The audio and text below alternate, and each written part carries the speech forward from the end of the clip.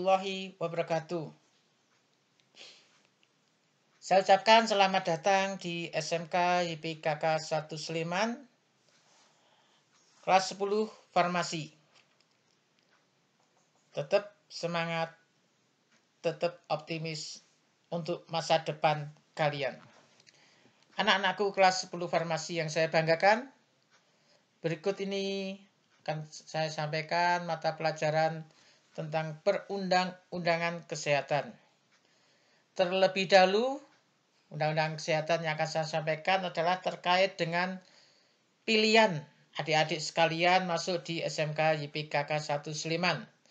Mungkin ada pertanyaan-pertanyaan setelah masuk di SMK YPKK 1 Sleman, terus lulus, jadi apa nantinya? Mari kita ikuti paparan berikut ini. Berdasarkan Peraturan Menteri Kesehatan Republik Indonesia Nomor 80 Tahun 2016 tentang penyelenggaraan pekerjaan asisten tenaga kesehatan. Jadi saya sampaikan sesuai dengan Peraturan Menteri Kesehatan.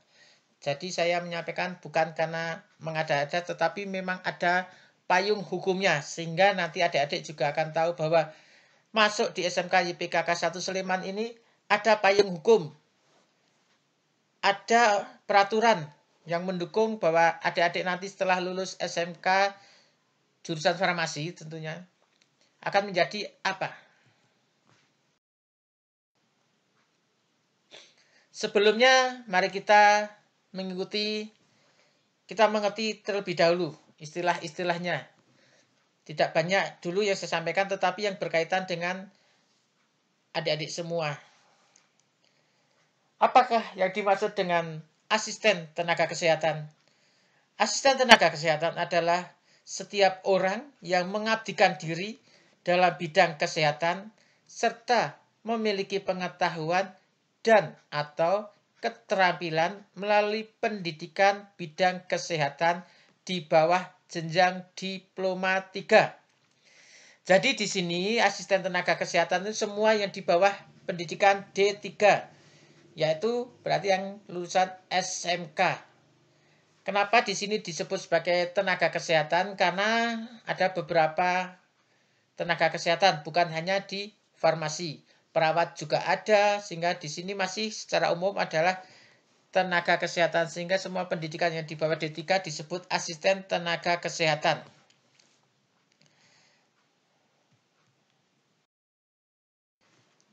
Yang kedua, pengertiannya fasilitas pelayanan kesehatan. Ini biasanya juga disingkat dengan Yankes. Jadi kalau nanti bertemu dengan orang, terutama dinas, orang-orang dinas, itu biasanya menyebutnya disingkat Yankes. Yankes mana? Maksudnya itu pelayanan kesehatan mana? Apa yang dimaksud dengan fasilitas pelayanan kesehatan adalah suatu alat dan atau tempat yang digunakan untuk menyelenggarakan upaya pelayanan kesehatan, baik promotif, preventif, kuratif, maupun rehabilitatif yang dilakukan oleh pemerintah, pemerintah daerah, dan atau masyarakat. Jadi ini adalah tempat yang mungkin kalau kita lebih mudah, bukan suatu alat juga, tetapi di sini lebih banyak kalau kita mungkin lebih mudah kita membayangkan adalah tempat seperti apotek. Apotek ini adalah kebanyakan milik masyarakat. Jadi di sini dilakukan oleh pemerintah daerah, dan atau masyarakat. Kalau apotek adalah rata-rata dilakukan oleh masyarakat, milik PT atau pribadi atau CV. Sedangkan seperti rumah sakit dilakukan oleh pemerintah maupun pemerintah daerah, dan ada juga masyarakat. Rumah sakit yang negeri, RSUD, RSUP itu rumah sakit umum daerah, RSUP, rumah sakit umum pusat. Di Jogja ada RSUP 1, yaitu RSUP Dr. Sarjito. Kalau RSUD ada banyak, seperti RSUD Sleman, Bantul, dan yang lainnya.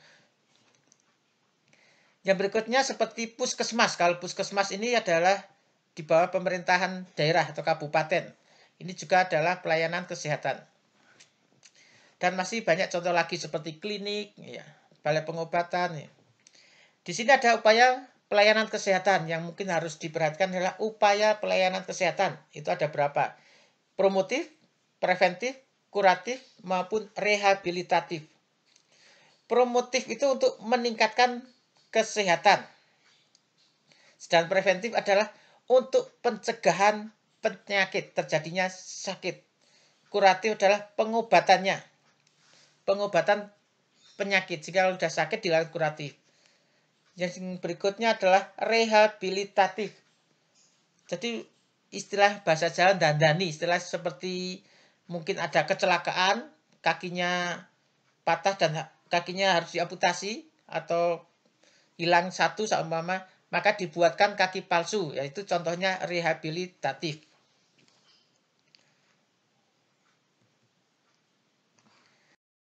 Asosiasi, apa yang dimaksud dengan asosiasi? Asosiasi adalah wadah berhimpunnya asisten tenaga kesehatan sesuai dengan jenisnya. Di sini asosiasi bukan hanya untuk asisten tenaga kesehatan, tetapi ada juga tenaga teknis kefarmasian, ada apoteker, ada dokternya. Untuk asosiasi lulusan SMK jurusan farmasi dinamakan PAFI, Persatuan Ahli Farmasi Indonesia. Di Kabupaten Sleman, Ketua PAFI bernama Pak Wijaya. Beliau bekerja di Puskesmas Godean. Nanti kalau kita lulus dari SMK jurusan farmasi ini, nanti kita akan bergabung masuk di PAFI. Selama ini SMK YPKK 1 Sleman juga melakukan kerjasama dengan PAFI. Seperti kegiatan sumpahan, ada ujian kompetensi. Selain PAFI, kita juga harus tahu organisasi yang lainnya, asosiasi yang lainnya seperti IAI. IAI itu adalah Ikatan Apoteker Indonesia. Itu merupakan asosiasi berhimpunnya lulusan apoteker. Adik-adik bisa berikutnya jadi apoteker. Setelah SMK nanti bisa kuliah lagi S1 menjadi sarjana farmasi, kemudian ambil profesi apoteker baru jadi apoteker. Terus seperti asosiasi dokter atau biasa mungkin adik kenal dengan nama IDI, Ikatan Dokter Indonesia. Kalau asosiasi perawat adalah PPNI, Persatuan Perawat Nasional Indonesia. Kalau asosiasi dari lulusan bidan adalah IBI, Ikatan Bidan Indonesia. Sehingga adik-adik tahu bahwa kalau nanti ada tulisan diselenggarakan oleh PAFI, oh ini ternyata adalah asosiasi milik kita, milik lulusan SMK. Dilakukan oleh IAI, oleh lulusan apoteker. Dilakukan oleh PPNI, berarti adalah perawat. Dilakukan oleh IDI, ini berarti Ikatan Dokter. Oleh IBI, Ikatan Bidan. Nah, seperti itu. Adik juga harus tahu kondisinya, tahu perkembangan di luar juga. Jenis asisten tenaga kesehatan itu terdiri atas, tadi sudah saya sampaikan bahwa kenapa tadi disebut sebagai asisten tenaga kesehatan, karena bukan hanya farmasi lulusannya. Di sini ada 5 yang termasuk dalam asisten tenaga kesehatan. Yang pertama adalah asisten perawat. Yang kedua, asisten tenaga kefarmasian, yaitu seperti adik-adik sekalian nanti kalau lulus akan disebut sebagai asisten tenaga kefarmasian. Yang ketiga, asisten dental. Mungkin adik-adik masih asing kalau dental ya. Dental adalah gigi ya. Jadi asisten gigi. Nanti membantu dokter gigi biasanya ya. Yang keempat, asisten teknisi laboratorium medik. Ya, mungkin seperti adik kenal dengan analis ya. Ini asistennya analis. Yang kelima adalah asisten teknisi pelayanan darah. Haji asisten donor darah. Mungkin kalau pernah ada yang melakukan donor darah, nah di sini ada asistennya.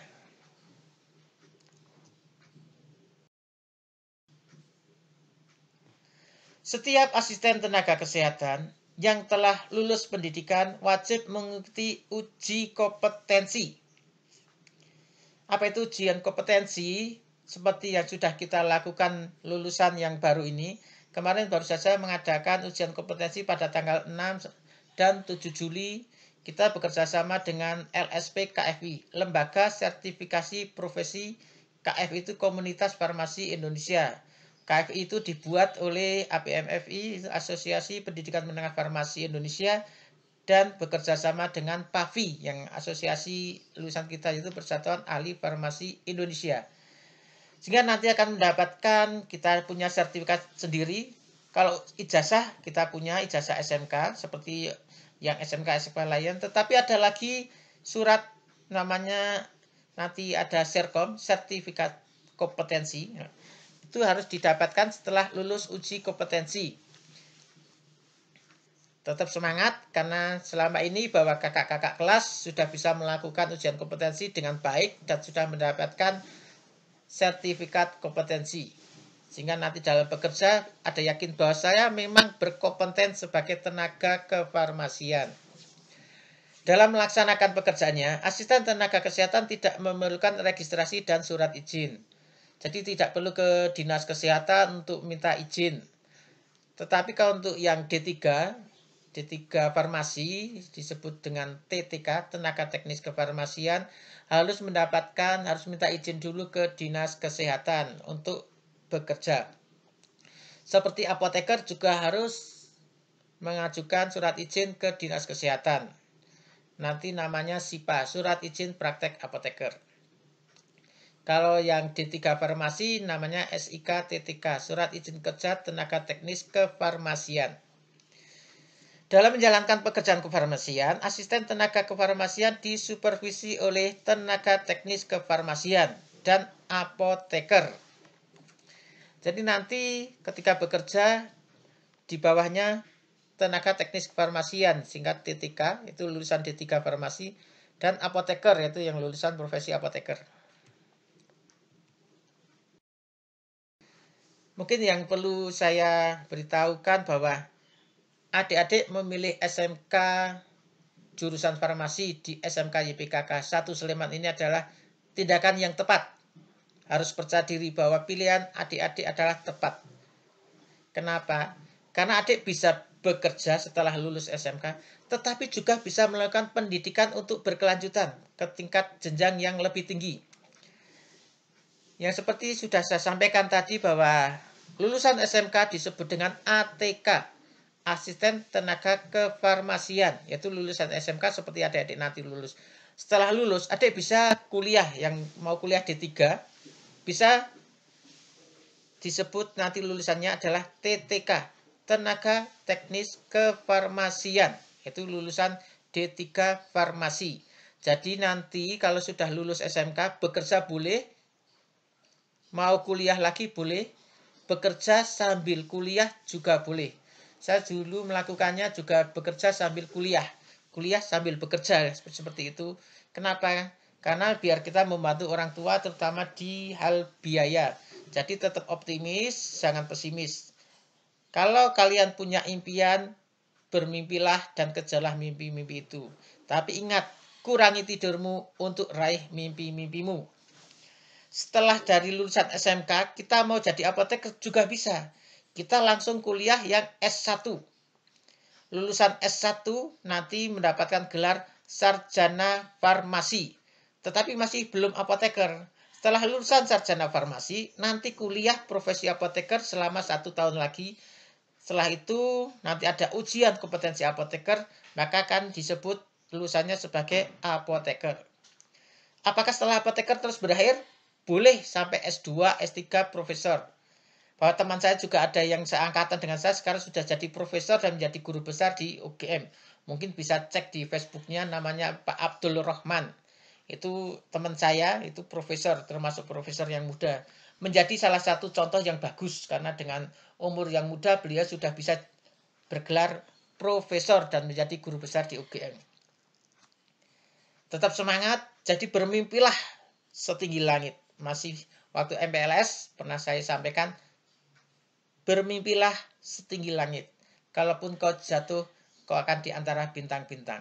Kalau kita bermimpi menjadi profesor, seumpama ya, kita pengen pendidikan tinggi menjadi profesor, kok akhirnya ada suatu hal sehingga profesor itu tidak tercapai, kita bisa jatuh di antara bintang-bintang. Kita masih mungkin bisa jadi doktor di bawahnya profesor.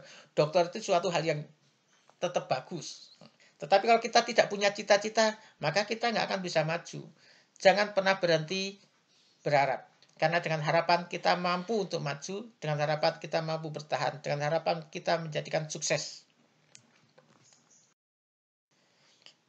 Thank you, mungkin materi yang saya berikan cukup ini. Nanti untuk lengkapnya, peraturan Menteri Kesehatan akan saya share juga melalui WA. Salam Skyisa, SMK bisa, SMK hebat.